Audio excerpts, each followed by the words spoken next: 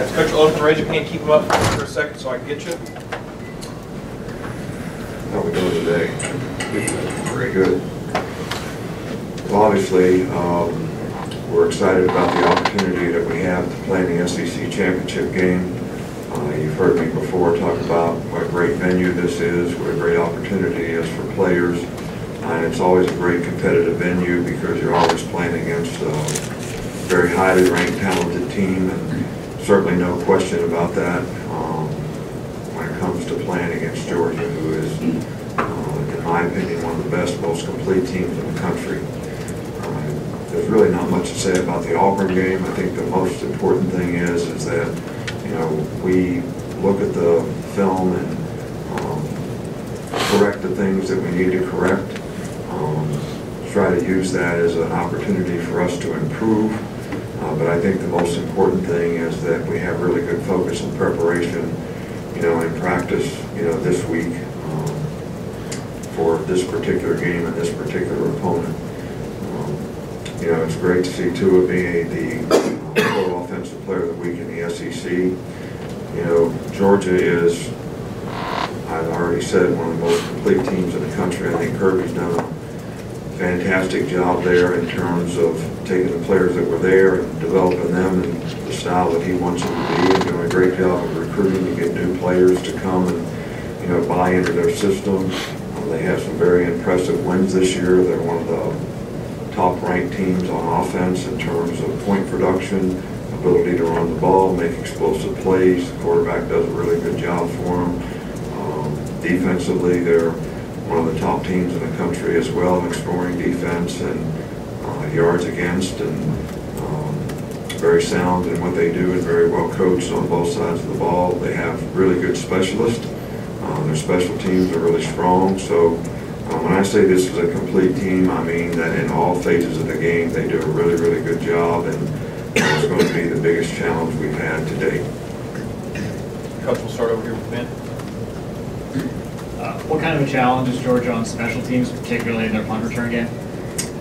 Well, you know, Hardeman is really, really a good returner, and, you know, they made some explosive returns this year. So we'll have to do a great job of covering. We also have to protect, especially after last week where we had an error in protection and, you know, got a punt blocked. But they do a great job of holding up, and he's a very dangerous returner. Obviously, to me, the best we've seen all year. Coach in the middle here with Michael. Where do you see the biggest differences in Georgia this year compared to last year?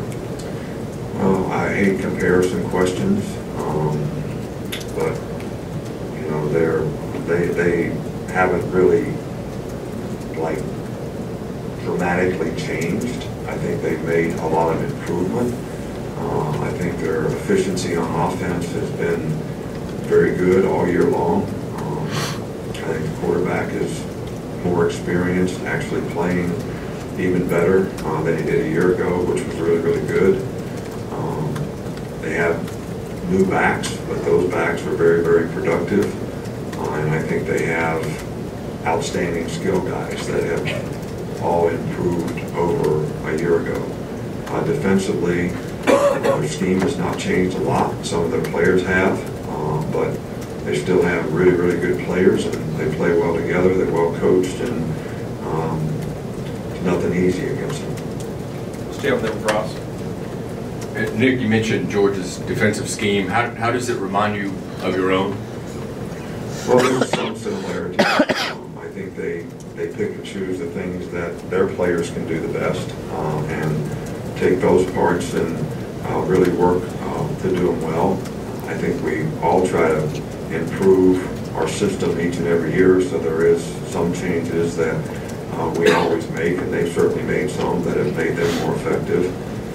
So I think they do a really good job. There are some similarities to what they do and what we do. Come back on the right with Charlie. Where do you see Jake Fromm improve since last year's championship game? Well, I thought Jake was playing, you know, really well last year. Played really well in our game, and I think he just gotten more confident with his knowledge and experience, you know, having played more games. I think he gets him in the right place. He's smart. If he knows what you're in on defense, they're going to he's going to throw it to the right place and do the right thing. So his efficiency and execution, I think, is what makes him an exceptionally good player, and he can make the throws that he needs to make, and he certainly helps all the players around him play better. Stay in the middle here with John Senior. Kirby said you guys had one of the most elite group of skill players I've seen in similar college football. But my question is, how good a job have the offensive coaches and Tua done of making sure that you're utilizing all those guys, that they're all getting a chance to make plays? Well, I think they all are getting a chance to make plays, so I would say they're doing a really good job of helping utilize the skilled players that we have, whether it's the runners, the receivers, the tight ends. And that's basically what you'd like to do on offense, and hope that your system reflects that. And I think the coaches have done a really good job of making sure that happens in a positive way for us. And the challenge is to continue to do it against the next opponent. On the back with Cecil. Coach, in dealing with the calf suspension, how does Jared's absence affect your dime package? How much dime would you be expected to run anyway? What's the situation? I don't know, but as soon as I get out of here, I'll call Kirby and tell him exactly what we're going to do, so they would be able to prepare for that and all that. So I'm not willing to share what we're going to do right now, but I'll call him, then you call him and ask him, and he can tell you, okay? Come back over here with Mark. Just from your film study, what makes DeAndre Swift and Elijah Holyfield such a dynamic duo at running back? Well, they're very talented players. I think they're different, in the way their style of running, but both are very effective in the way they run. I think their offensive line deserves a ton of credit for the way they've developed and the effectiveness of their running attack, regardless of which one of the backs are in the game. But I think both those guys are extremely talented, ferocious competitors, and both have been very, very productive. So probably as good a duo of guys that we've seen all year long. We're on the left.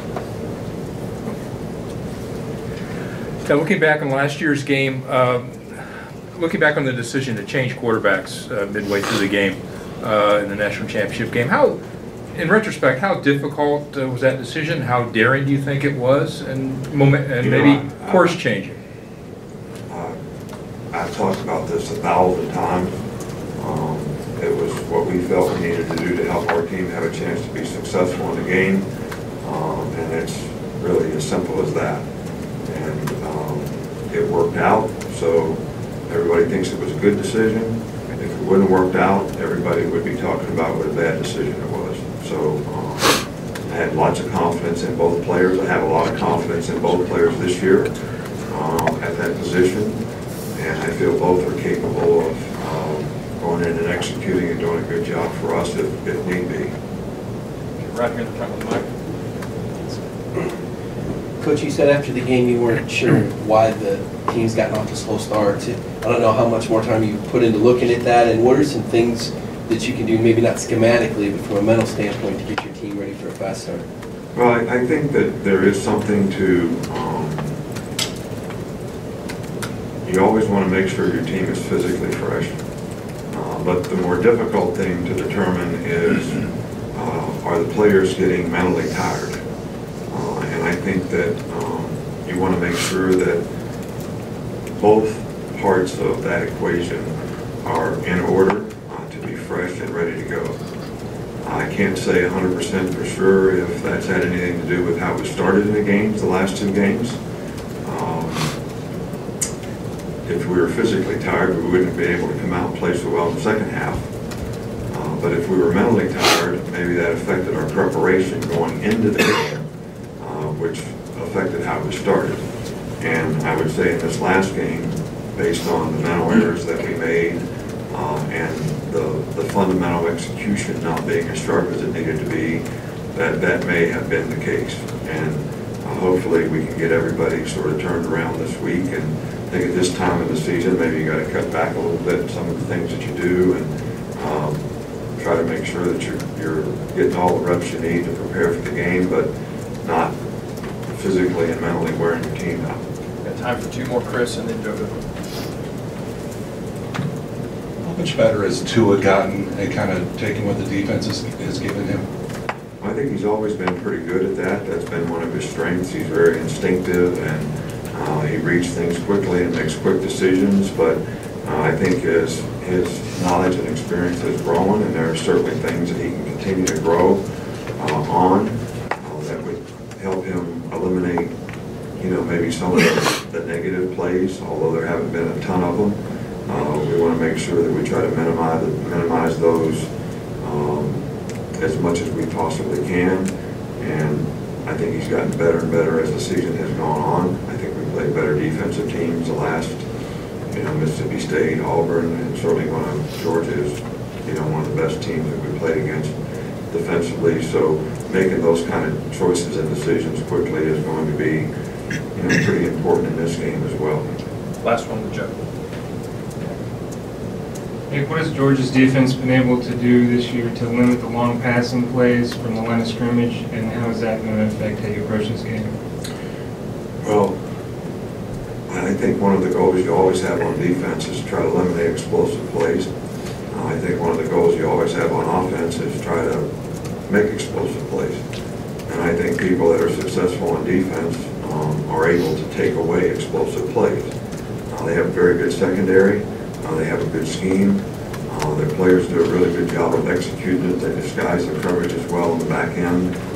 So the quarterback's going to have to decide where to go and what to do after the fact, in the game. But I also think it's going to be important on both sides who wins the sort of turnover or explosive play combinations, in games like this, because I think they have a significant impact, on the outcome of the game.